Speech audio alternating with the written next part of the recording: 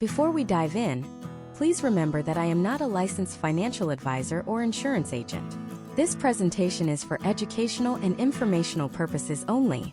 The world of insurance is complex and state-specific, so you should always consult with a qualified and licensed professional for advice tailored to your individual situation. Let me tell you about Mark. Mark was a good driver. 15 years behind the wheel, not a single at-fault accident. He paid his premium on time every month, for a policy he was told was full coverage. Then came a rainy Tuesday morning. A car ran a red light and T-boned him in an intersection. The impact was brutal. Mark was okay, thankfully, but his car was totaled. He thought, "This is exactly why I pay for insurance. I have full coverage." But when he called his agent, he got the shock of his life. The other driver? They had no insurance. And Mark's full coverage policy didn't include enough protection against uninsured drivers. The gap between what his policy paid and the cost of a new car and his medical bills was over $20,000. A $20,000 lesson that the term full coverage is one of the most dangerous myths in the entire insurance industry. Mark's story isn't some rare one-in-a-million horror story. The truth is, millions of Americans are driving around right now, either dangerously underinsured, massively overpaying, or in most cases both at the same time. A recent study found that nearly half of all U.S. drivers are likely overpaying for their car insurance, to the tune of hundreds, sometimes thousands of dollars every single year. You are probably one of them. You're throwing away money on a product you don't even fully understand, and you might not even be protected when you need it most. That's why we're here. This series is your antidote to the confusion. This is Auto Insurance in the USA, a complete guide for dummies. We are going to strip away the jargon, expose the industry secrets, and tear down the complex language designed to keep you in the dark. By the end of this series, you won't just understand your policy, you'll master it. You will know exactly what you need, what you don't, and how to get the absolute best price without sacrificing a single drop of critical protection. We are going to turn you into the expert, putting you back in control of your money and your safety. So let's start at the absolute beginning. What is car insurance? Forget the confusing legal documents for a second. At its heart, insurance is just a promise. It's a financial safety net. You pay a company a small, predictable amount of money, your premium, and in exchange they promise to cover the costs of a large, unpredictable, and potentially catastrophic event, like a car accident. Think of it like a community piggy bank. Everyone who drives a car chips in a little bit each month. When one person in the community has a really bad day and gets into a wreck, they can take money out of that giant piggy bank to pay for the damages instead of having their life savings wiped out. Your insurance policy is simply the rulebook that defines how much you have to chip in, and more importantly, how much you're allowed to take out when disaster strikes. Now, why is this mandatory? Why can't you just opt out? It's because a car isn't a toy. It's a 2-ton metal box that can cause an incredible amount of damage. Society, through our government, has decided that if you're going to operate one of these machines on public roads, you have to prove you can pay for any mess you make. This leads us to the first, most fundamental type of insurance coverage, and it's the one that's required by law in nearly every state. It's called liability coverage. Liability is not for you. This is the single most important thing to understand. Liability coverage pays for the damage you do to other people. It covers their medical bills, their lost wages, and the repairs for their car if you cause an accident. It protects your assets, your savings, your home, your future income from being taken away in a lawsuit. Imagine you accidentally run a stop sign and hit a brand new Mercedes carrying a surgeon. The car is totaled, that's $70,000. The surgeon breaks their hand and can't operate for 6 months. That could be hundreds of thousands in lost income and medical bills. Without liability insurance, you are personally on the hook for every single penny of that. They can sue you, garnish your wages for decades, and potentially bankrupt you. Liability coverage is the legal shield that stands between a simple mistake and total financial ruin. That's why the law requires it. Okay, so the law says you have to protect other people. But what about protecting your own car? Your car is an asset, maybe one of the most expensive things you own besides your home. This is where the second major piece of the puzzle comes in, and it's what people are usually talking about when they say full coverage. This part is typically made of 2 separate coverages, collision and comprehensive. It's simple. Collision covers damage to your car from, well, a collision, hitting another car, a pole, a guardrail, or flipping your vehicle over. If you cause the accident, your liability coverage pays for their car, and your collision coverage pays for your car. Comprehensive coverage is for almost everything else. Think of it as acts of God or non-collision events. A tree falls on your car is stolen. A hailstorm turns your hood into a golf ball. You hit a deer on a country road. That's all covered by comprehensive. Unlike liability, these are almost never required by law. But if you have a loan or a lease on your car, the bank that owns it will absolutely require you to have both. Why? Because until you pay it off, it's their car, and they're making sure you protect their investment. So we've covered protecting other people, which is the law. We've covered protecting your car, which is protecting your asset. But what about the most important thing in the entire equation? What about protecting you? Your body, your health, your ability to earn an income. This is the third and arguably most critical pillar of a great insurance policy, and it's the one people like Mark from our story at the beginning so often get wrong. This category includes a few key coverages. The first is called medical payments coverage or MedPay. This is straightforward. It helps pay for your and your passengers' medical bills after an accident, regardless of who was at fault. It's like a small pot of health insurance that kicks in immediately for things like ambulance rides, ER visits, or copays. But the real heavyweight champion in this category is uninsured and underinsured motorist coverage. This is the coverage that would have saved Mark. Statistics from the Insurance Research Council are terrifying. About 1 in every 8 drivers on the road in the United States has no insurance at all. That's over 30 million cars. If one of them hits you and puts you in the hospital, their lack of responsibility becomes your catastrophe. Uninsured motorist protection steps in and acts like the other driver's insurance. It pays for your medical bills and your lost wages when the at-fault driver has no insurance to give you. Underinsured motorist coverage is similar. It kicks in when the at-fault driver has insurance, but their liability limits are pathetically low and not nearly enough to cover the cost of your injuries. This coverage is, without a doubt, one of the most important things you can buy. It is the only thing that protects you and your family from financial ruin caused by an irresponsible driver. So let's recap the bedrock foundation. Insurance is a promise. You need it for 3 reasons: to cover your legal responsibility to others, which is liability, to cover damage to your own car, which is collision and comprehensive, and to cover injuries to you and your family, which is medical payments and uninsured/underinsured motorist protection. These are the building blocks. Every auto insurance policy in America is built from these core components. Understanding this structure is the first giant leap away from being a confused customer and toward being a savvy, protected consumer. But how do you know how much of each to buy? What do all those numbers on your policy declaration page actually mean? And what is the single biggest, most expensive mistake people make when choosing their liability limits?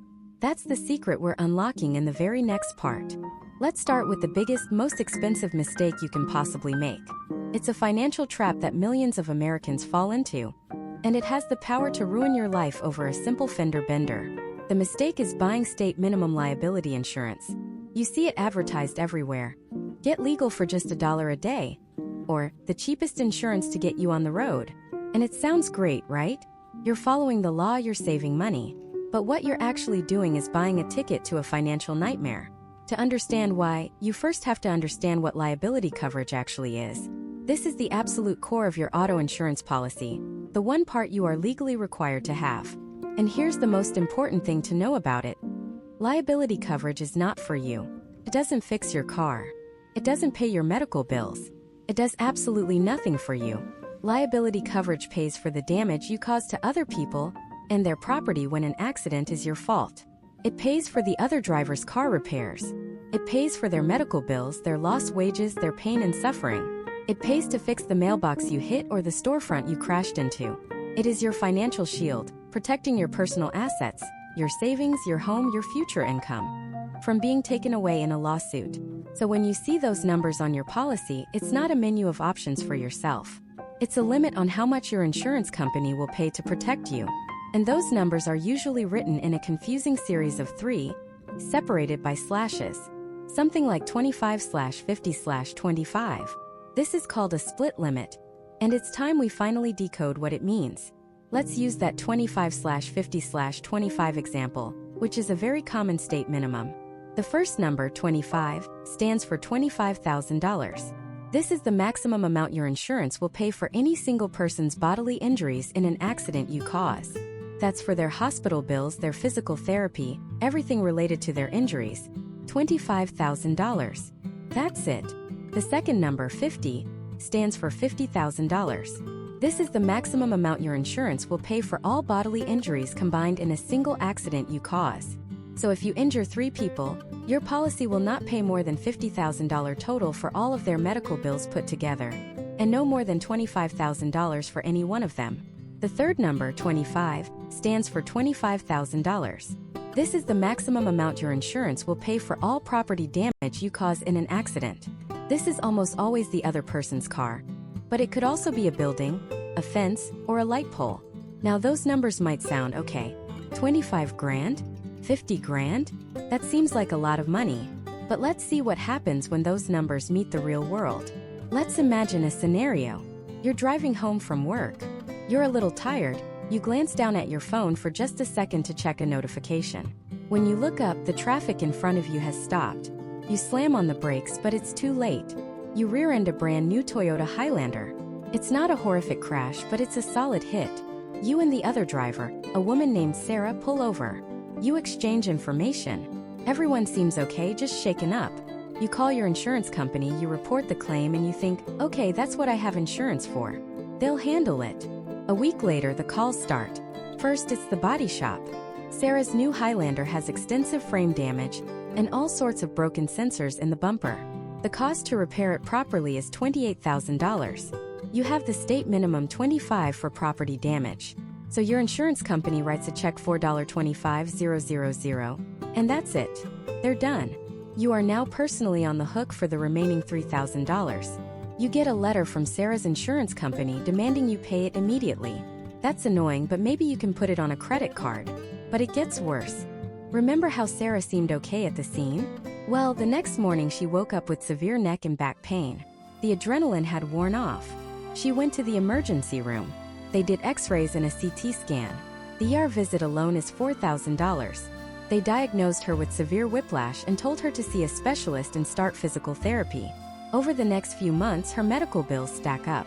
Doctor's visits, MRI scans, chiropractic adjustments, prescription medication. Her grand total for medical treatment comes to $30,000. You have the state minimum $25,000 for bodily injury per person. So your insurance company writes a check to Sarah's doctors for $25,000. And again, that's it. They've met their legal obligation. They're done. You are now personally responsible for the remaining $5,000 of her medical bills. So now you owe $3,000 for the car and $5,000 for her injuries.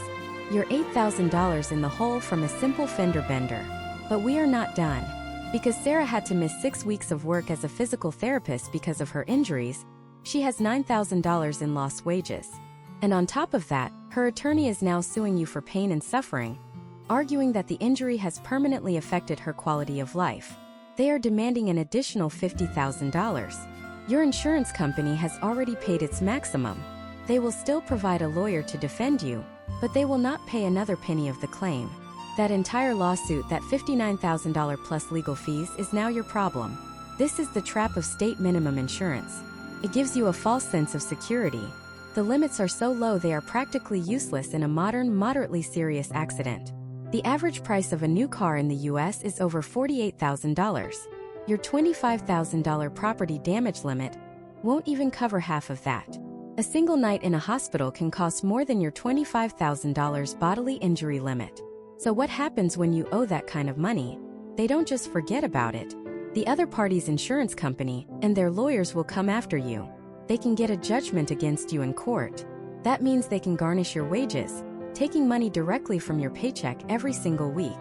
They can put a lien on your house, meaning you can't sell it without paying them first. They can seize money from your bank accounts. This one tiny mistake can completely destroy your financial life for a decade or more. So what is the solution? It's actually incredibly simple. You need to buy more liability coverage.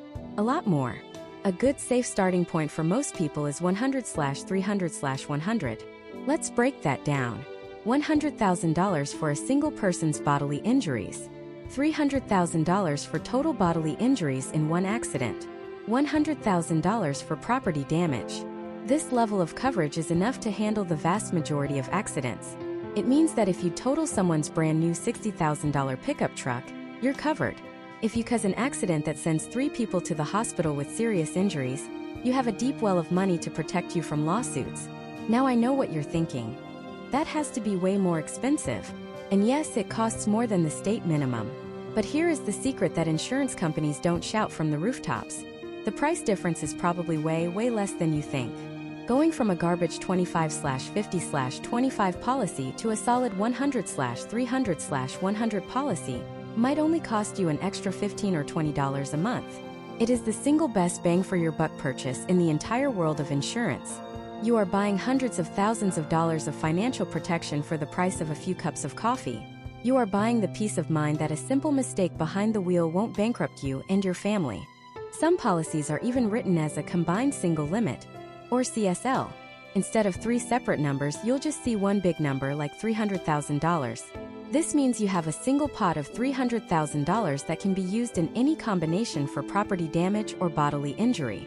These policies offer more flexibility and are generally even better if you can get one. So the lesson here is crystal clear. Liability coverage is about protecting your future. Don't be tempted by the cheap, legal option. State minimums are not designed to protect you. They are designed to meet a legal requirement, and that's it. Your first and most important decision is to raise those liability limits to a level that actually protects the life you've worked so hard to build. Okay, so we've covered how to pay for the other person's car and the other person's injuries. But what about you? What about your own car sitting there with a crumpled front end? What about your own medical bills if you get hurt? Liability coverage won't pay a dime for any of that. For that, you need 2 completely different types of coverage. And they are arguably the most misunderstood parts of any policy. What are they? And how do you decide if you need them? That's where we're going next. The 2 types of coverage we're talking about are collision and comprehensive. And to understand them, I want you to meet Sarah. Sarah just bought her first brand new car. It's a beautiful, shiny SUV, the biggest purchase she's ever made. She's incredibly proud. She drives it off the lot, and for 2 glorious weeks, everything is perfect. Then, one rainy afternoon, she's backing out of a tight parking spot at the grocery store. Her windows are fogged up, she's in a rush, and crunch! She misjudges the distance and backs right into a concrete pillar. The back bumper is crumpled, the taillight is shattered. It's clearly her fault. Now, remember what we learned about liability insurance? It pays for damage you cause to other people's property. In this case, the pillar is fine, but if she'd hit another car, her liability coverage would pay to fix that car. But what about Sarah's brand new, now crumpled SUV? Who pays for that? Her liability insurance won't touch it. It looks at her car and says, "Not my problem." This is where collision coverage becomes your absolute best friend. Collision coverage is exactly what it sounds like. It pays to repair or replace your car after it's damaged in a collision with another object. That could be another car, a guardrail, a telephone pole, a fence, or even that stupid pillar in the grocery store parking lot. It also covers damage from flipping your car over in an accident. The key thing to remember is that collision coverage protects your car when you are the one who caused the accident. If the other driver is at fault, their liability insurance should pay for your repairs.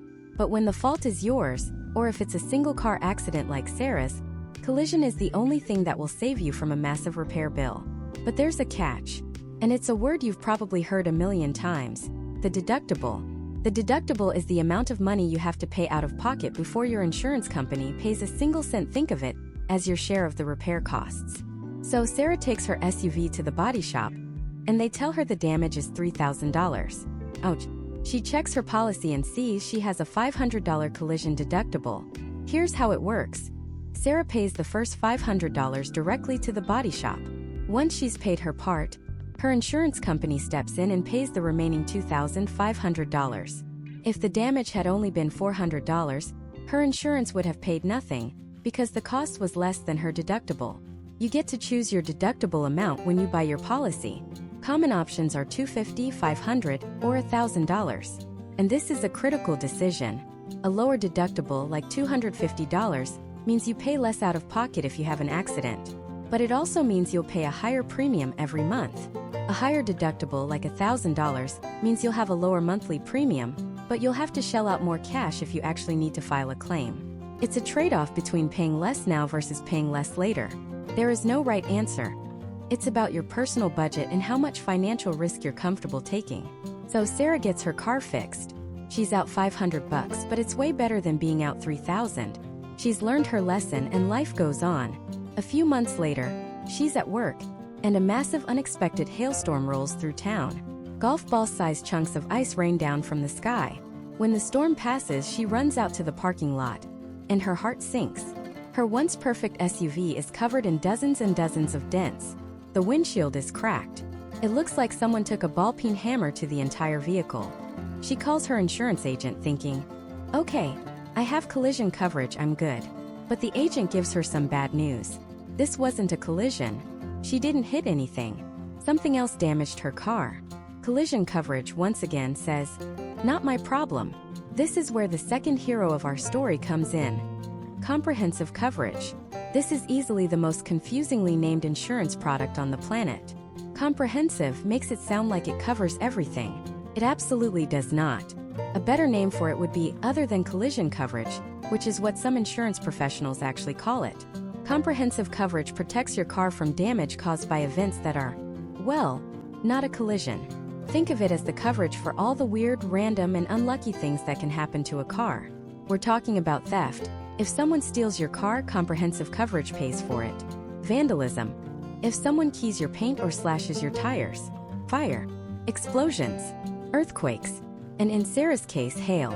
It also covers things like a tree branch falling on your car during a windstorm, or damage from hitting an animal, like a deer. Hitting a deer is one of the most common comprehensive claims, and it's a weird exception. You'd think hitting an animal is a collision, but in the world of insurance it falls under comprehensive. Just like collision, comprehensive coverage also has a deductible. The good news is that the deductible for comprehensive is often lower than the one for collision. You might have a $1,000 collision deductible but only a $250 comprehensive deductible on the same policy. This is because comprehensive claims are generally less frequent and often less expensive for insurance companies to pay out. So Sarah's hail damage? That's covered by her comprehensive insurance. The body shop quotes her $4,000 to fix all the dents and replace the windshield. She has a $250 comprehensive deductible. She pays the $250, and her insurance company pays the remaining $3,750. Now for the multi-thousand-dollar question. Do you actually need these two coverages? Unlike liability insurance, which is required by law in nearly every state, collision and comprehensive are almost always optional. But there's a giant exception. If you have a loan on your car or if you are leasing it, the answer is a hard yes. You are required to have them. Your lender or leasing company will demand that you carry both collision and comprehensive coverage, usually with a deductible no higher than $1,000. Why? Because until you pay off that loan, the bank technically owns your car. It's their asset, their collateral. They need to make sure that if you total the car or it gets stolen, their investment is protected. They will get their money back from the insurance company. If you try to remove collision or comprehensive coverage while you still have a loan, the bank can and will force place a very expensive policy on your vehicle and add the cost to your loan payment. Trust me, you don't want that. But what if you own your car outright? What if you have the title in your hand, free and clear? Now, it becomes a personal financial decision. And the question you have to ask yourself is this: if my car were totaled tomorrow in an accident that was my fault, could I afford to repair it or buy a new one without completely wrecking my finances? If your car is worth $20,000 and you only have $1,000 in your savings account, then going without collision and comprehensive is a massive gamble. A single mistake could leave you with no car and no way to get to work. In this case, the monthly premium for that coverage isn't just a bill. It's peace of mind. It's a safety net that protects your most valuable asset. However, let's say you're driving a 15-year-old beater that's worth maybe $2,000 tops. You're paying, let's say, $400 a year for collision and comprehensive coverage, and you have a $1,000 deductible. Think about that math. If you total the car, the absolute maximum your insurance company will pay you is $1,000, the $2,000 value of the car minus your $1,000 deductible. You are paying $400 a year to protect a potential $1,000 payout. At that point, you're better off dropping the coverage, saving that $400 a year, and putting it in a separate savings account to go towards your next car. This is called self-insuring. So to recap, collision pays to fix your car after a crash that's your fault. Comprehensive pays to fix your car after it's stolen, vandalized, or damaged by something other than a crash, like weather or hitting a deer. If you have a loan, you need them. If you own your car, you need to weigh its value against the cost of the coverage and your deductible. These two coverages are all about protecting the physical car itself. They fix the metal, the glass, the paint. But what happens when an accident does more than just dent a bumper? What happens when the people inside the car get hurt? Broken bones, hospital stays, physical therapy. The costs can be astronomical. And your standard liability insurance, your collision, your comprehensive, they won't pay a penny for your medical bills. For that, you need a completely different set of coverages designed to protect the most valuable thing of all, you. And that's what we're breaking down next.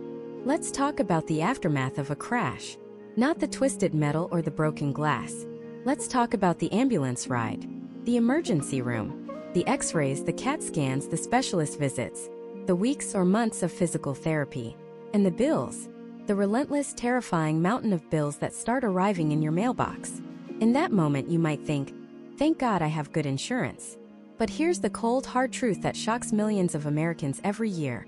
Your bodily injury liability, the coverage we spent all that time talking about, is designed to pay for the people you hit, not you.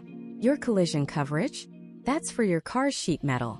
Your comprehensive, that's for theft or a tree falling on your hood. None of them, not a single one, is designed to pay for your broken arm, your hospital stay, or the wages you lose while you can't work. For that, you need a personal suit of armor. A set of coverages that exist for one reason only: to protect you and your passengers. The first piece of this armor is the simplest. It's called medical payments coverage, or just MedPay. Think of MedPay as your insurance policy's first aid kit. It's fast, it's easy, and it's there for you regardless of who is at fault. You run a red light and hit a pole?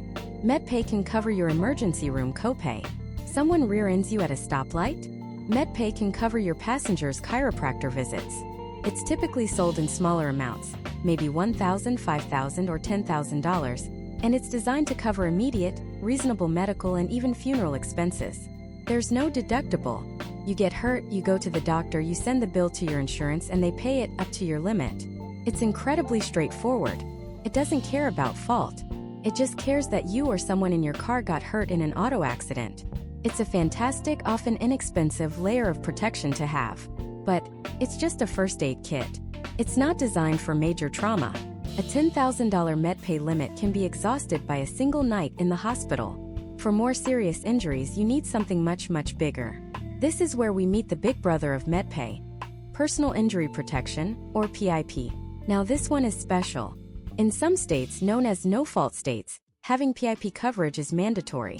And that term, no fault, is one of the most misunderstood concepts in all of insurance. It does not mean that no one is ever at fault for an accident. Of course someone is. What it means is that, for the purpose of your initial injuries, fault doesn't matter. Instead of spending months fighting and trying to get the other driver's insurance to pay for your medical bills, your own PIP coverage steps in immediately to pay for you. It's a system designed to get you medical care and financial help fast, without waiting for the lawyers to figure everything out. And here's the game-changing difference between MedPay and PIP. PIP doesn't just cover medical bills. It covers so much more. The most important one? Lost wages. Let's say you're in a serious accident and the doctor says you can't work for 3 months. Your medical bills are piling up, but now your income has completely stopped. How do you pay your mortgage? Your car note? Your grocery bills? This is the situation that forces people into bankruptcy. But if you have PIP, it can replace a percentage of your lost income while you recover. That is massive. It's the difference between healing and panicking.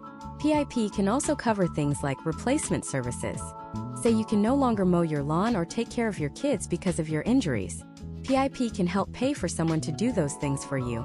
It is a comprehensive safety net for your life, not just your body.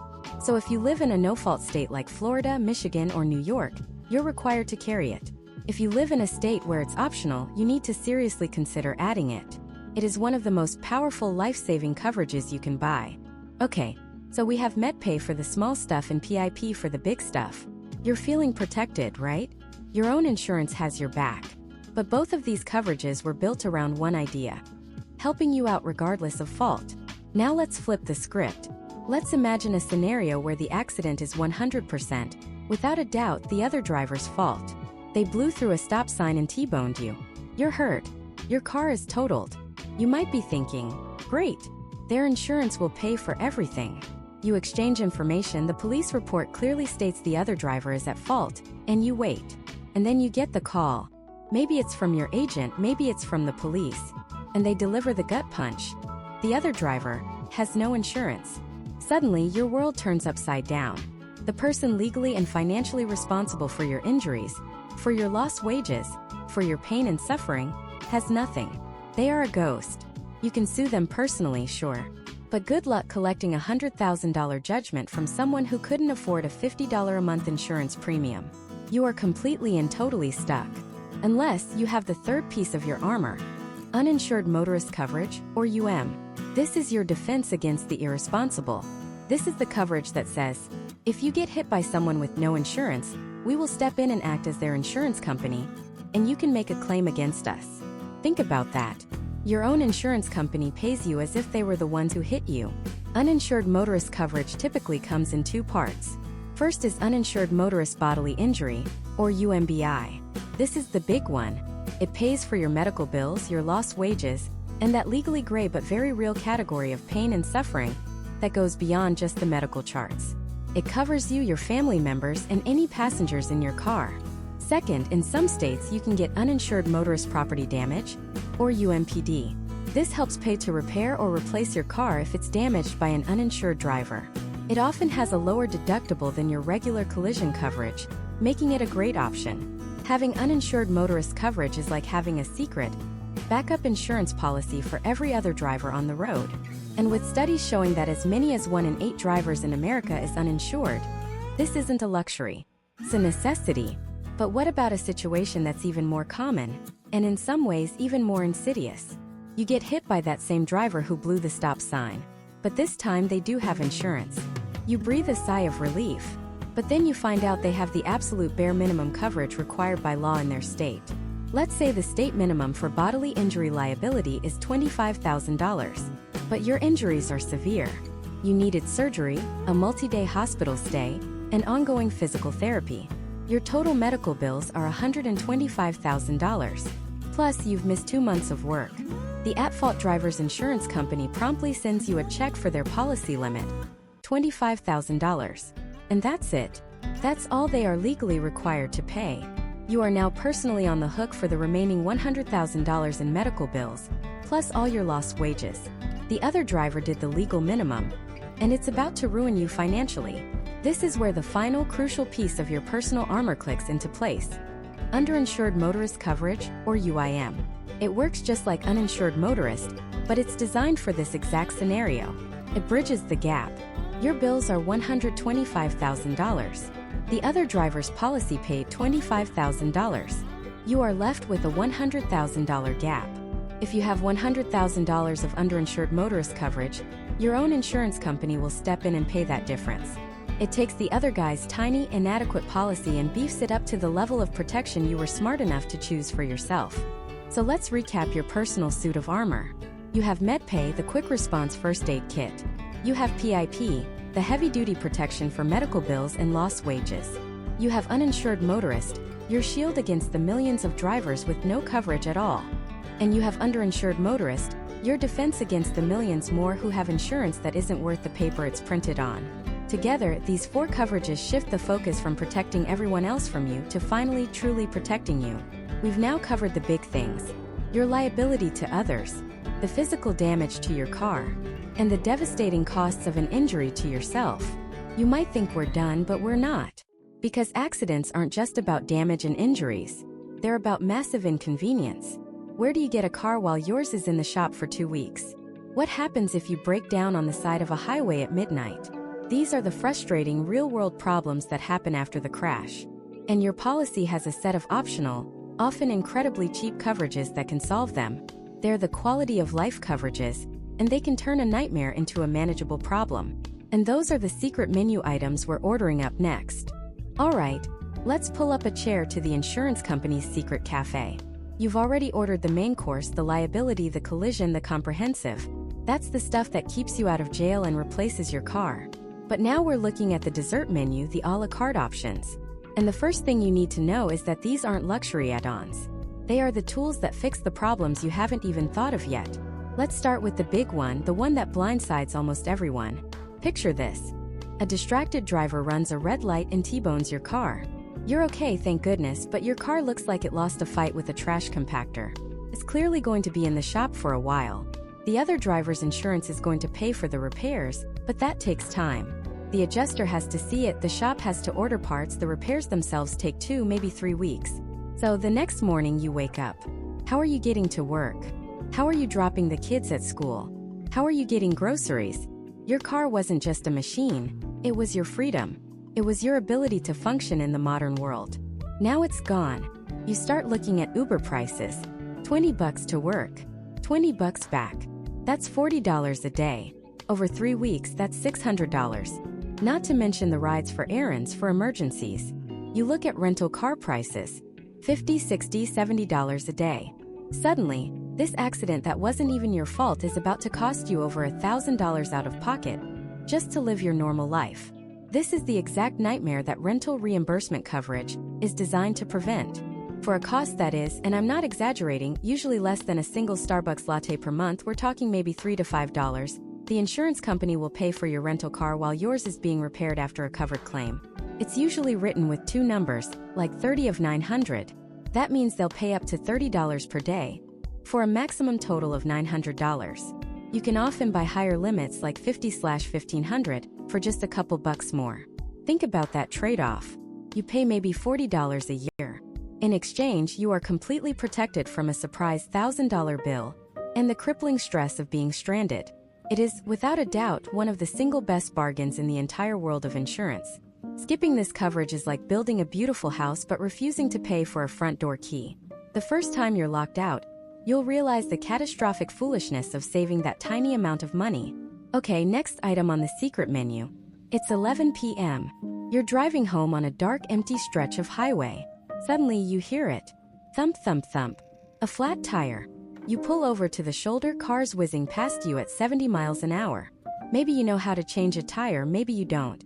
But do you want to be kneeling next to speeding traffic, in the dark, fumbling with a rusty lug wrench? Or what if it's worse? What if your engine just dies? Total silence. You're 50 miles from home. You pull out your phone and Google tow truck near me. The first result quotes you $250. Just for the tow. This is where roadside assistance, or towing and labor coverage, comes in. This is your get-out-of-jail-free card for common car problems. For, again, a hilariously small amount of money, often less than $20 for an entire year, you get a 24/7 hotline. You call the number on your insurance card, and they dispatch help. They'll send someone to change your flat tire. They'll send someone to give you a jump start if your battery is dead. They'll bring you a couple of gallons of gas if you run out. They'll even send a locksmith if you lock your keys in the car.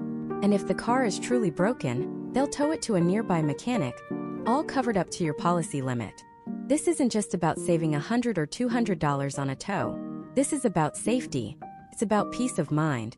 It's about turning a terrifying, potentially dangerous situation on the side of a highway into a minor inconvenience. You're not scrolling through sketchy websites hoping to find a tow truck that's even open. You make one call to a number you trust, and help is on the way. It's your own personal pit crew on standby, for the price of a couple of burgers a year. Now for the third item. This one isn't for everyone, but for those who need it, it's not just a convenience. It's a financial lifesaver. It's called gap insurance. Let's go back to our new car. You just bought it. You drove it off the lot feeling like $1 million. You put a small down payment, maybe $1,000, and you financed the rest, say $30,000. 3 months later, a deer jumps out in front of you. You swerve, you hit a tree, and the car is a total loss. It's totaled. Your collision coverage kicks in, and the insurance company does their assessment. They determine the actual cash value, the market value of your 3-month-old car. But here's the brutal truth. A car loses thousands of dollars in value the second you drive it off the lot. So the insurance company says your car is worth $26,000. They write you a check for $26,000, minus your deductible. But wait, you still owe the bank $30,000. The insurance company just gave you $26,000. You now have a $5,000 problem. You have no car, and you have to write a check for $5,000 to the bank for a pile of metal that's sitting in a junkyard. You are literally paying for a ghost. This is called being upside down on your loan, and it is a financial trap that has ruined people. Gap insurance exists to fill that gap. If you had gap coverage after your primary insurance paid the $26,000, Your gap policy would have kicked in and paid the remaining $5,000 directly to the bank. Your loan would be wiped clean. You would owe nothing. You could walk away financially whole, ready to start fresh. You need to seriously consider gap insurance if you put less than 20% down on a new car, if you finance for 60 months or longer, or if you rolled negative equity from a previous car into your new loan. You can often buy it from the dealership, but it's almost always cheaper to add it directly to your auto insurance policy. It might add $10 or $15 to your monthly payment, but it protects you from a potential multi-thousand-dollar catastrophe. And a quick related bonus item. Some companies offer something even better called new car replacement. If you total your brand new car within the first year or two, this coverage doesn't just pay you the depreciated value. It pays to replace it with a brand new car of the same make and model. It's like a magic undo button for the worst day of your car-owning life. So let's recap the secret menu. Rental reimbursement so you're not stranded. Roadside assistance so you're not stuck. And gap insurance so you're not financially ruined. These aren't frivolous add-ons designed to pad the bill. They are specific solutions to the real-world, gut-wrenching problems that happen after an accident. They are the difference between a claim being a manageable hassle and it being a life-altering disaster. And the best part? Bundling all of them together often costs less than a weekly pizza. You've now learned how to protect yourself, your assets, and your own car. You know the main coverages and the secret menu items. You are armed with more knowledge than 90% of the drivers on the road. But there's a dark side to all of this. For everything your policy does cover, there's a list of things it absolutely will not cover no matter how much you plead. These are the exclusions, the exceptions, the fine print landmines that can blow up your entire claim. And understanding what is not covered is just as important as understanding what is. That's the critical intelligence we're declassifying next. The first landmine we need to disarm is the intentional acts exclusion. This might sound obvious, but you'd be shocked. Let's say your car has a few dings and you think, if a tree branch just happened to fall on it, my comprehensive coverage would pay for a brand new paint job. So you give that oak tree in your backyard a little help with a chainsaw. That's not an accident. That's insurance fraud. It's a felony. Your claim will be denied, your policy will be canceled, and you'll likely be trading your driver's license for a pair of handcuffs. The same goes for staging an accident or intentionally setting your car on fire. Insurance is for unforeseen, accidental events. It is not a get-rich-quick scheme. The moment you intentionally cause damage, you're on your own. Next up is a huge one. A trap that snares thousands of well-meaning drivers every year. Wear and tear. Your auto insurance policy is not a maintenance plan. It is not a warranty.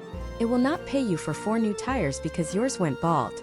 It won't cover a new transmission because yours gave out after 150,000 miles. Think of it like this. Insurance is there for the sudden and accidental. A tire blowing out because you ran over a nail? That's sudden and accidental. Covered. Tires slowly losing their tread over 3 years of commuting? That's wear and tear. Not covered. Your engine seizing up because you never changed the oil is not an accident. It's neglect. Your brakes failing from old age is not a covered event. It's a maintenance failure. This is a hard line in the sand for insurers. They are protecting you from crashes, not from the inevitable fact that cars get old and parts break down. Now let's talk about the single biggest exclusion that's blindsiding people in the modern gig economy. Business use. This is a 5-alarm fire, so listen closely. You have a personal auto policy. You decide to make some extra cash driving for Uber or Lyft, or delivering for DoorDash or Instacart. You get into an accident while you're logged into the app, on your way to pick up a passenger or a pizza. You call your personal insurance company, and they ask you what you were doing. You tell them the truth. The next sound you hear is the click of the phone as they hang up, followed by an email informing you that your claim is denied. Why? Because you were using your personal vehicle for commercial purposes, a massive exclusion in virtually every standard policy.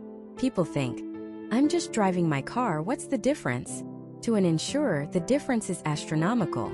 A commercial driver is on the road more, in unfamiliar areas under time pressure, the risk is exponentially higher. The insurance companies for these rideshare and delivery apps typically offer some coverage, but it can be complicated and often only kicks in after you've accepted a ride or are transporting a passenger. What about the time you're logged in just waiting for a request? That's a murky gray area where you could be completely exposed. If you are using your vehicle to make money in any capacity, you absolutely must tell your insurer and get a commercial policy or what's called a rideshare endorsement. It will cost you a little more, but it's the difference between being covered and facing financial ruin. Let's shift gears to something a little more cinematic. Racing and stunt driving. If you and your friends decide to turn a deserted back road into your personal Formula One track, and you wrap your souped-up Honda Civic around a telephone pole, your claim is going straight to the shredder. This includes any form of racing, speed contests, or organized stunt driving events, even if it's on a closed track. Your standard policy is for normal, everyday driving on public roads. It is not designed to subsidize your fast and furious fantasies. The moment your driving becomes a competitive speed event, your coverage evaporates. Here's another landmine that trips up families and friends: unlisted drivers. You have a policy that covers you and your spouse. Your cousin Vinny flies in for the weekend and asks to borrow your SUV to run to the store. You toss him the keys. On the way back, Vinny gets distracted and rear-ends a brand new Mercedes. The question is, are you covered? The answer is maybe. This falls under a principle called permissive use. Most policies will extend coverage to someone you give occasional, temporary permission to drive your car. But there are huge caveats. If Vinny lives with you, even temporarily, he needs to be listed on your policy. If he borrows your car every weekend, that's not occasional use anymore. That's regular use and he needs to be on the policy. If you specifically excluded a driver from your policy, maybe your teenage son with a lead foot to save on premiums, and he takes the car anyway and crashes, you will get zero. Nothing. Permissive use is a tightrope, not a safety net. The safest bet is to have anyone who might drive your car more than once or twice a year listed on your policy. What about all the cool stuff you've added to your car? The 22-inch chrome rims, the 1000-watt subwoofer in the trunk, the custom paint job. This falls under the custom parts and equipment exclusion. Your standard comprehensive and collision coverage is designed to replace your car with factory equivalent parts. It does not cover the $5,000 you spent on an aftermarket turbocharger or that slick vinyl wrap. If your car is stolen or totaled, the insurance company will pay you for a stock version of your car, not your heavily modified masterpiece. You'll get a check for a standard Ford Mustang, not the Shelby GT500 clone you spent years building in your garage. To cover these upgrades, you need to purchase a specific add-on called a custom parts and equipment endorsement. You have to declare the items and their value, and it will increase your premium, but it ensures you're not out thousands of dollars if the worst happens. And then there are the big, apocalyptic exclusions. Things like act of war. If your car is destroyed during a foreign invasion, your auto insurance won't cover it. That's a problem for a different branch of the government. Nuclear hazard. If a meltdown at a power plant contaminates your vehicle, that's a no-go. Government seizure. If law enforcement impounds your car as part of a criminal investigation, your policy won't pay for damages or loss of use. These are edge cases for sure, but they illustrate the fundamental purpose of insurance: to cover common, calculable risks, not once-in-a-generation catastrophes. Finally, one of the most misunderstood exclusions of all: personal belongings.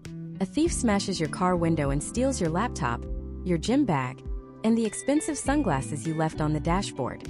You file a claim with your auto insurance. They'll pay to replace the broken window under your comprehensive coverage, minus your deductible. But the laptop, the bag, the sunglasses?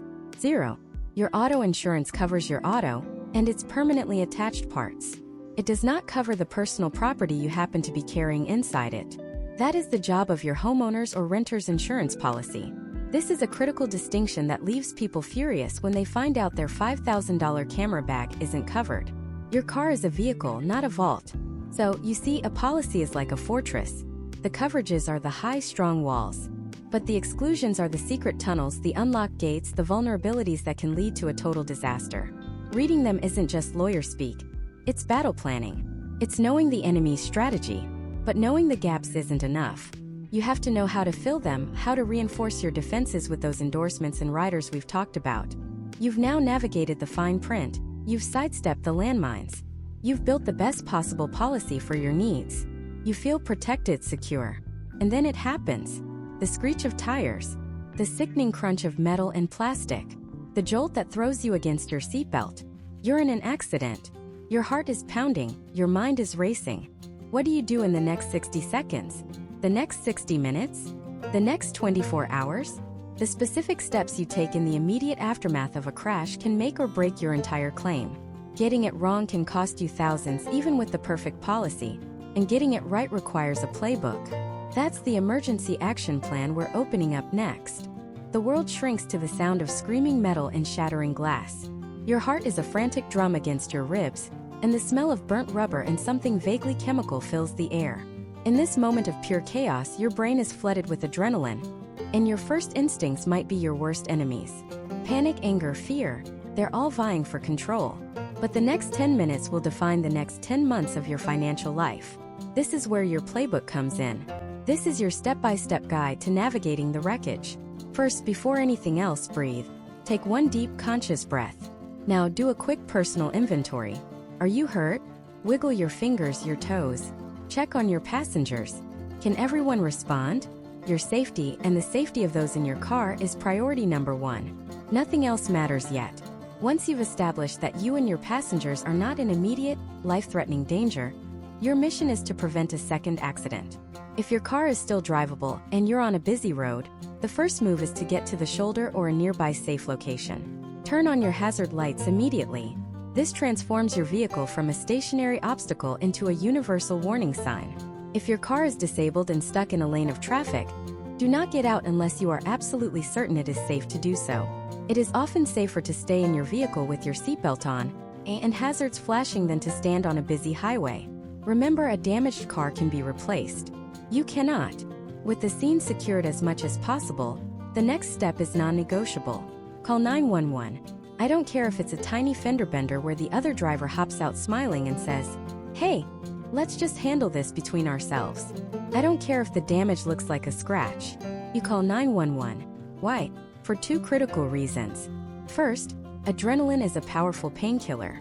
Injuries, especially soft tissue injuries like whiplash, can take hours or even days to fully manifest. Having paramedics check you out at the scene creates an official record that you were involved in a traumatic event. Second, and this is the big one, the police report. That police report is the single most important document you will get from this entire ordeal. It is an objective, third-party account of the accident scene, the vehicles involved, the parties, the witnesses, and often, a preliminary assessment of fault. Trying to file a claim without a police report is like trying to build a house without a foundation. It's possible, but it's probably going to collapse. When you call 911, calmly state your location, that you've been in an auto accident, and whether there are any apparent injuries. While you wait for help to arrive, it's time for the information exchange. This is a delicate dance. You need to be cooperative but also protective. There are a few things you absolutely must get from the other driver. Pull out your phone and open the Notes app. You need their full name, their address, and their phone number. Then you need their insurance information, the name of their insurance company and their policy number. Ask to see the insurance card. Take a picture of it. You also need their driver's license number. Take a picture of that too, and the license plate number of their vehicle. Get the make, model, and color of their car as well. Now let's talk about what you do not say. This is just as important. Do not apologize. Do not say "I'm so sorry," or "it was my fault." In the American legal and insurance system, an apology can be interpreted as an admission of guilt. Even if you think you might be at fault, you might not have all the facts. Maybe the other driver was speeding, or ran a stop sign you didn't see. Let the police and the insurance adjusters do their jobs. Stick to the facts. If they ask if you're okay, you can say, "I'm a little shaken up, and I'd like to be checked out by a professional." Never say "I'm fine" or "I'm not hurt." Again, adrenaline is a liar. You are not being a jerk. You are being precise and protecting your rights. The side of the road is not a courtroom or a confessional. It's an information gathering zone. With the information exchange complete, you now become a crime scene investigator. Your smartphone is your most powerful tool. Document everything. Start by taking wide shots of the entire accident scene from multiple angles, showing the positions of the cars relative to each other and to the road. Capture any relevant traffic signs, like a stop sign or a speed limit posting. Get photos of the road conditions. Was it wet? Were there potholes? Then move in closer. Take detailed pictures of the damage to both vehicles. Get close-ups of every dent, scratch, and broken part. Don't just photograph your own car. Thoroughly document the other car's damage as well. This prevents the other driver from later claiming pre-existing damage was caused by this accident. Photograph their license plate. If there are skid marks on the road, photograph them. If there were witnesses who stopped, politely ask for their name and phone number. A neutral witness can be the key to winning a disputed claim. Finally, open that Notes app again and write down everything you remember about how the accident happened. What direction were you traveling? What was your speed? What did you see, hear, and do in the moments leading up to the impact? Your memory is sharpest right now. An hour from now, details will start to fade. When the police arrive, be calm and cooperative. Let them lead the conversation. When they ask what happened, state the facts as you know them. I was traveling eastbound in the right lane at approximately 35 miles per hour. The traffic light was green. The other vehicle entered the intersection from the north. Don't speculate, don't guess, and don't accuse the other driver. Just provide your factual account. Before the officer leaves, make sure you get their name, their badge number, and most importantly, the police report number. Ask them where and when you can obtain a copy of that report. Now we're in the final stage at the scene. The immediate crisis is over. You need to figure out what to do with your car. If it's clearly undrivable, it will need to be towed. Your insurance policy might include roadside assistance or towing coverage. You can call the number on your insurance card to ask. If the police call a tow truck for you, make sure you know which company it is and where they are taking your vehicle. You don't want to wake up tomorrow and have no idea where your car is, racking up expensive storage fees at a yard you didn't choose. If your car is drivable, be cautious. A bent frame or a damaged axle might not be immediately obvious. If anything feels off, the steering, the brakes, any strange noises, it's safer to get it towed than to risk another accident on the way home. You've done it. You've successfully managed the most stressful part of the process. You've stayed as calm as possible, secured the scene, called for help, gathered the essential information, and documented everything like a pro. You've turned a moment of pure chaos into a structured, evidence-based event. You've built the foundation for a successful claim.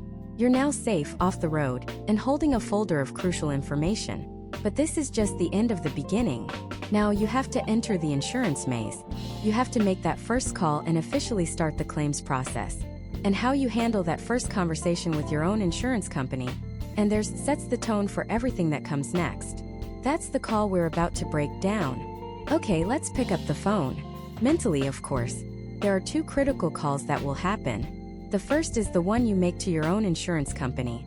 The second is the one you will inevitably receive from the other driver's insurance company. These are two completely different conversations with two completely different goals. Let's start with your team. When you call your own insurance company to report the claim, your goal is simple: to provide the clear, undisputed facts of the incident so they can start working for you. Before you even dial, have your cheat sheet ready. This includes your policy number, the date and time of the accident, the location, the police report number if you have it, and all the information you collected from the other driver: their name, address, phone number, and their insurance information. Have your photos and videos ready to upload. When you get a person on the line, or you're filling out the form online, you are a reporter. You are not a storyteller. You are not a doctor. You are not a lawyer. You are simply reporting the facts. Your opening line should be something like this: "Hello, I need to report a claim. My policy number is..." They will then guide you through a series of questions. Here's where the discipline comes in. Stick to the facts. They'll ask, "Tell me what happened." You say, "At approximately 2:15 p.m. on Tuesday, I was driving eastbound on Main Street. I was stopped at a red light at the intersection of Main and Oak. My vehicle was struck from behind by another vehicle." Notice what I didn't say. I didn't say, "This maniac came flying out of nowhere and slammed into me. I was just minding my own business." All of that is emotional. It's not factual. It doesn't help. They'll ask, "Were you injured?" This is the single most important question you will be asked. The correct answer is not "No, I'm fine." Even if you feel fine. Adrenaline is a powerful painkiller. Whiplash and other soft tissue injuries can take hours, even days, to fully manifest. If you say "I'm fine" on a recorded line, and then wake up tomorrow unable to turn your neck, the other insurance company can use that initial statement against you to deny your injury claim. The correct and only answer is, "I'm not sure yet. I'm going to get checked out by a medical professional." Or if you've already been to the emergency room, you say, "Yes, I was taken to the hospital and I'm following up with my doctor." Let the medical records speak for themselves. Never ever self-diagnose on a recorded call with an insurance company. They'll ask, "Whose fault was it?" Do not say, "It was 100% their fault." And absolutely do not say anything like, Well, maybe I could have stopped sooner. Do not admit fault, and do not speculate on fault. The evidence determines fault. The police report, the photos, the vehicle damage, that's what determines legal fault. Your answer should be neutral. My vehicle was stationary when it was struck from the rear. Or, the other driver failed to yield at a stop sign and entered my lane of travel. Just state the facts of the action. Let the adjusters do their job and make the official determination of liability. Your call with your own insurer is about kicking off the process. You give them the facts, you get a claim number, and you find out who your assigned claims adjuster will be. This adjuster is your coach, your point of contact. Their job is to manage your claim and get your car fixed and your medical bills handled, according to the terms of your policy. Now let's switch gears, because within a day, maybe even a few hours, you're going to get another call. It'll be from a friendly, concerned-sounding person. They'll introduce themselves as the claims adjuster from the other driver's insurance company. This call is not a friendly check-in. This is an intelligence-gathering mission. This person's job, the very reason they are paid, is to save their company as much money as possible. That means paying you as little as possible. They are a professional negotiator, and you are their current project. They are not your friend. They are not on your side. They will likely open with something very warm and disarming like, "Hi, this is John from XYZ Insurance. I'm calling about the incident the other day. First and foremost, is everyone okay? It's a trap. Polite one, but a trap. It's designed to get you talking, to build rapport, and to get you to say that magic phrase, 'Oh yeah, we're fine, just a little shaken up.' Boom. They just got you on a recorded line, minimizing your potential injuries. Then comes the big one. They'll say, 'I just need to get a brief recorded statement from you to understand your version of what happened. It'll only take a few minutes.' You should, in almost every single circumstance, politely decline. Let me be crystal clear. You are under no legal obligation to provide a recorded statement to the other driver's insurance company. None. Anything you say can and will be used to devalue or deny your claim. They are masters at asking seemingly innocent questions that are designed to trip you up. They might ask, 'Where were you coming from?' to see if you were in a rush. 'Did you see the other car before the impact?' If you say no, they might argue you weren't paying attention.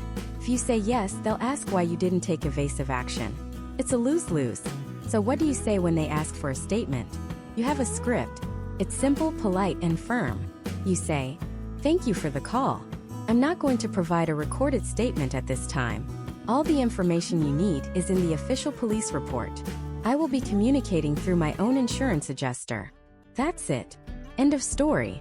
They will push. They'll say it's standard procedure, or that it will speed up the process. It is standard procedure for them because it helps them. It will not speed up your claim in a way that benefits you. Stand your ground. Be a broken record. As I said, I won't be giving a statement. Please contact my insurer. Here is my claim number. Your only obligation is to provide them with the contact information for your insurance company and your claim number. That's it. This is called tendering the claim. You are handing it off to your professionals to deal with their professionals. That's what you pay your premiums for. After these initial calls, the adjusters take over. Your adjuster will contact their adjuster.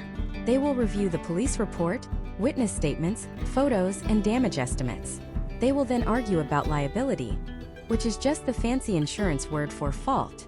In a clear-cut case like a rear-end collision, they'll likely agree quickly that the other driver is 100% at fault. In more complex situations like a T-bone at an intersection, they might argue for a percentage of fault like 70/30 or 50/50, which can affect how much you get paid. While they're doing that, an adjuster, either from your company or theirs, depending on who accepts liability first, will need to look at your car. They need to assess the damage to determine the cost of repairs. This can happen in a few ways.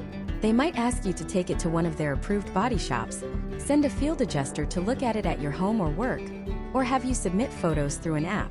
This inspection is the next major milestone. It's what separates a few scratches from a fender bender from the one thing every car owner dreads hearing: the declaration that their car is a total loss. And navigating that process, fighting for a fair valuation, understanding salvage titles, and knowing what to do when the repair estimate is more than the car is worth, is a minefield. It's where thousands of dollars are won or lost. And that's exactly where we're going next. The phone rings. It's the adjuster.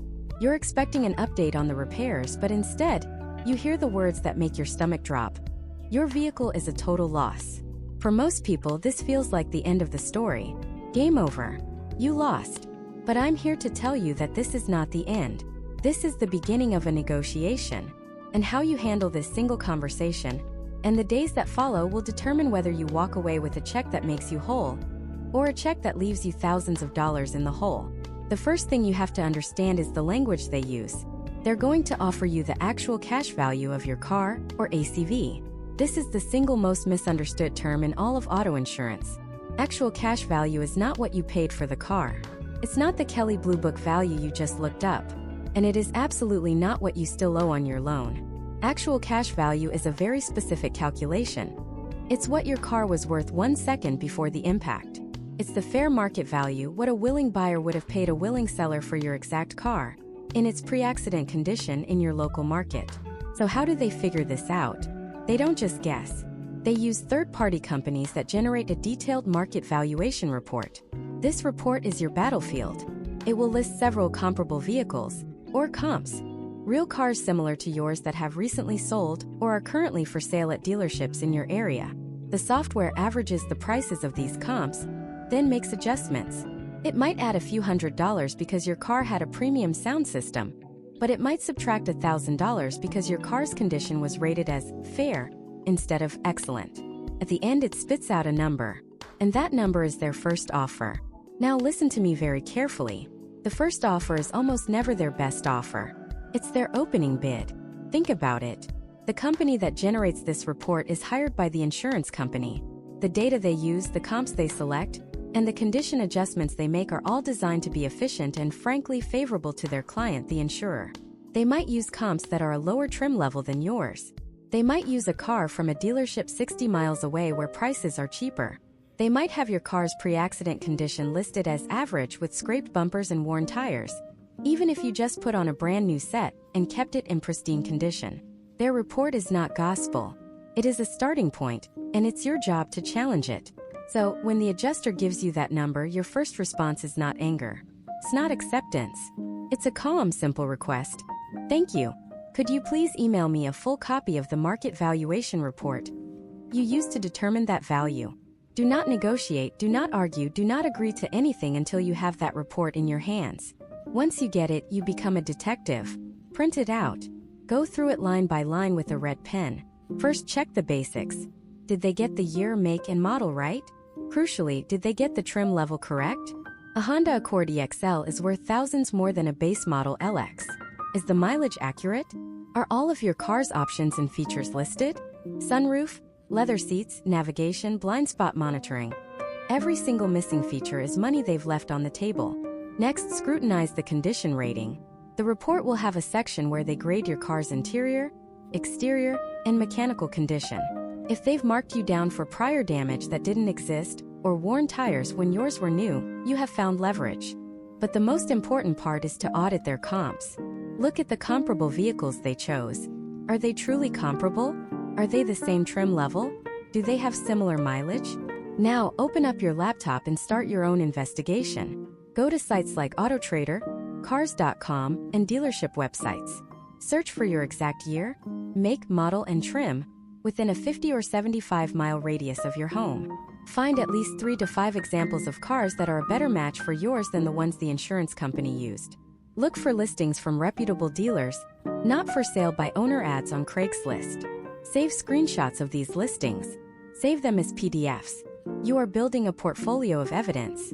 While you're at it, gather your own documentation. Did you recently put on new tires? Find the receipt. A new battery? New brakes? A major service? Any significant money you've invested in the car recently adds to its value.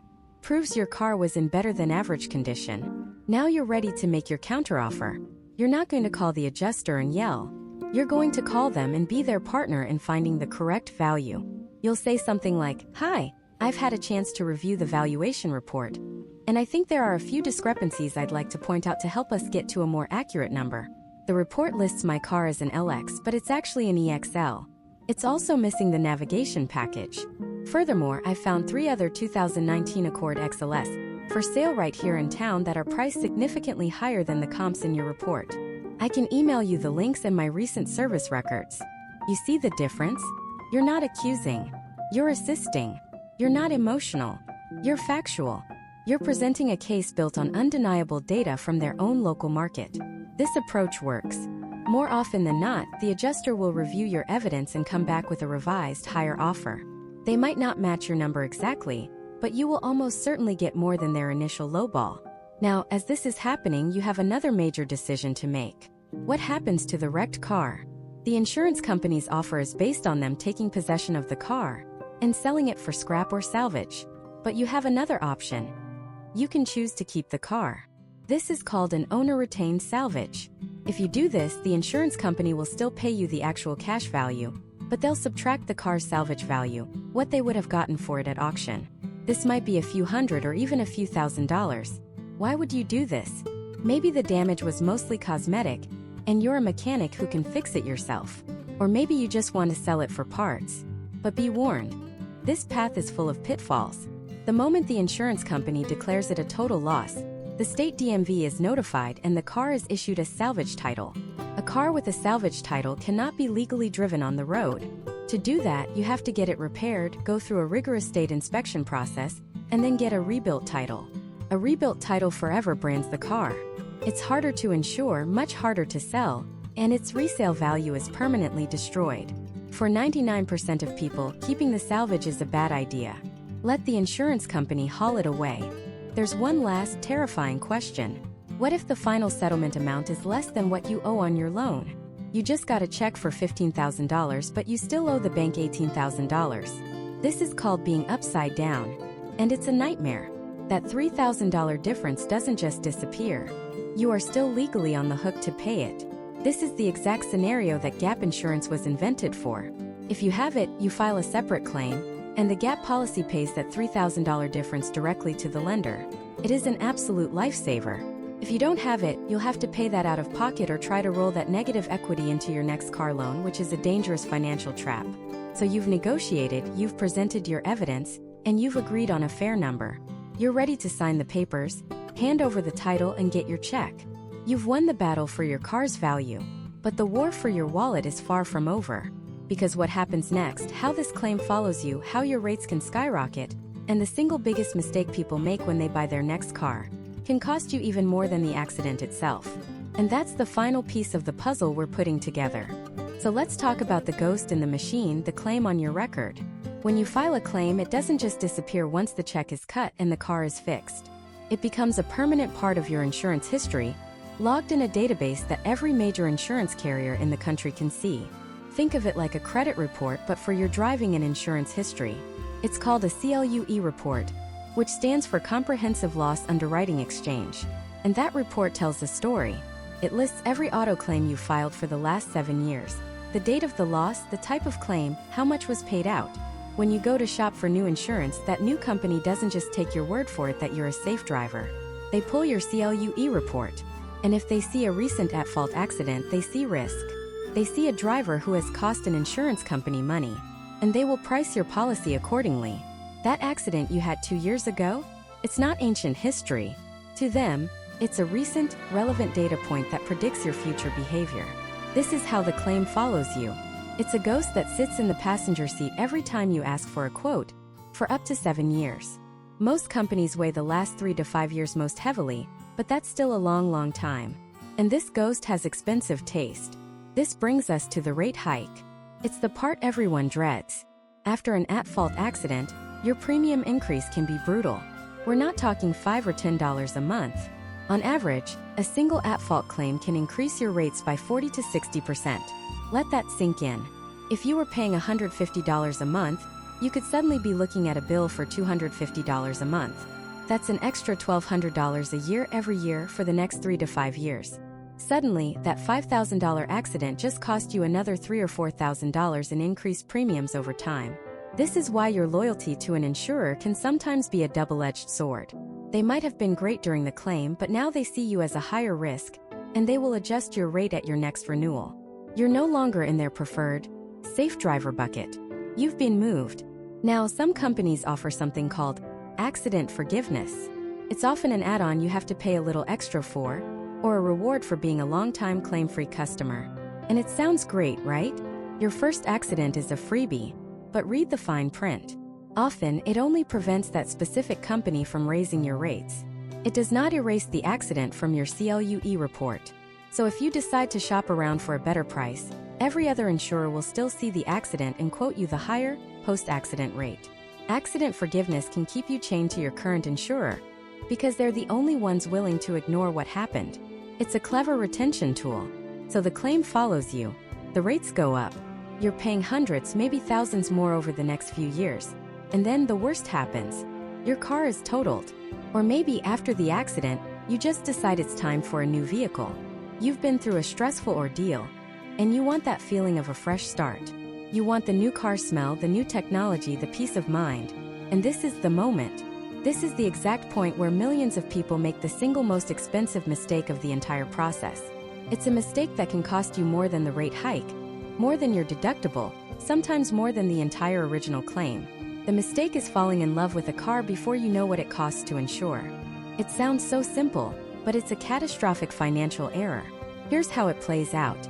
You go to the dealership. You see it, the perfect SUV, or that sporty sedan you've always wanted. The salesperson is fantastic. You take it for a test drive. The engine is smooth, the stereo is amazing, it has all the safety features. You're emotionally invested. You're already picturing it in your driveway.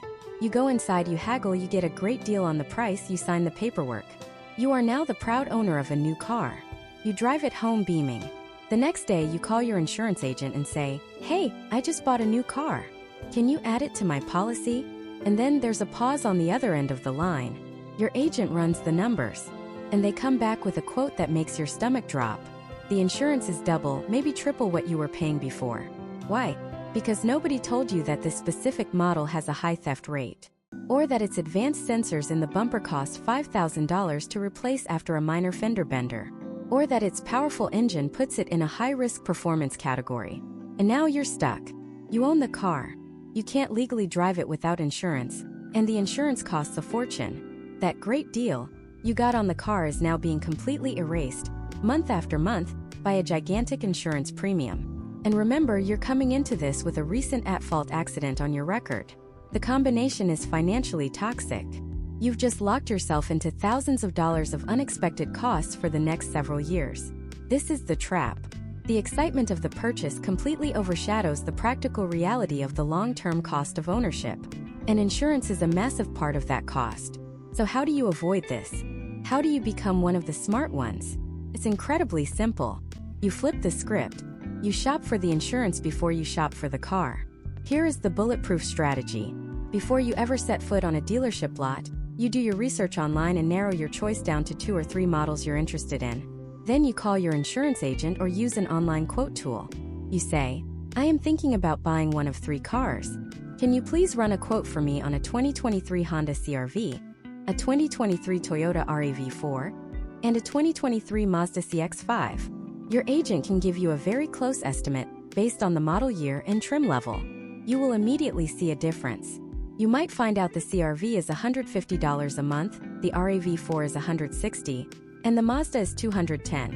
Right there you have critical information. You know that the Mazda, for whatever reason, repair costs, theft rates, is significantly more expensive to insure. Maybe that's enough to take it off your list. Then you take it one step further. When you go to the dealership to test drive, you find a specific car you like on the lot. You take a picture of the sticker in the window, which has the 17-digit vehicle identification number, the VIN. You can then call your agent back and say, "Okay, I have a specific VIN number. Can you give me an exact binding quote on this car?"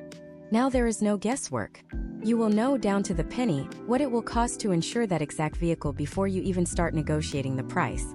Imagine the power that gives you. You're standing in the dealership and you know the total picture. You know the car payment and you know the insurance payment. You can make a sound, logical financial decision, completely free from the emotional rush of the purchase. You might find that a slightly less expensive trim level, or a different car altogether, saves you $80 a month on insurance. That's nearly $1,000 a year after year. That's real money. This is the final piece of the puzzle. This is how you move from being a passenger in your own financial life to being the one in the driver's seat. Over these last 10 parts, we've taken this big, scary, confusing thing called auto insurance and we've broken it down. We started with the absolute basics, the things you felt like you were supposed to already know. We built on that, piece by piece, demystifying liability, collision, comprehensive, and all the other coverages on your declaration page. We walked through the terrifying process of a claim step by step, so you'd know what to do in one of the worst moments of your life. And now we've looked beyond the accident, at how to manage the aftermath and make smarter decisions for your future. You are no longer a dummy when it comes to auto insurance. You understand the language. You understand the strategy. You understand the risks and how to protect yourself. The goal was never to make you an insurance agent. The goal was to give you the confidence to ask the right questions and the knowledge to understand the answers. So here is my challenge to you. Sometime today or tomorrow, go find your auto insurance policy. Don't just let it sit in a digital file or a drawer. Open it up. Look at that declaration page. Look at your liability limits. 25/50/25? 100/300/100? Look at your deductibles. Do you have rental reimbursement? Do you have uninsured motorist coverage? You know what these things mean now. You know what they do. And you know if they're right for you. You are now in control. You have the knowledge. Use it.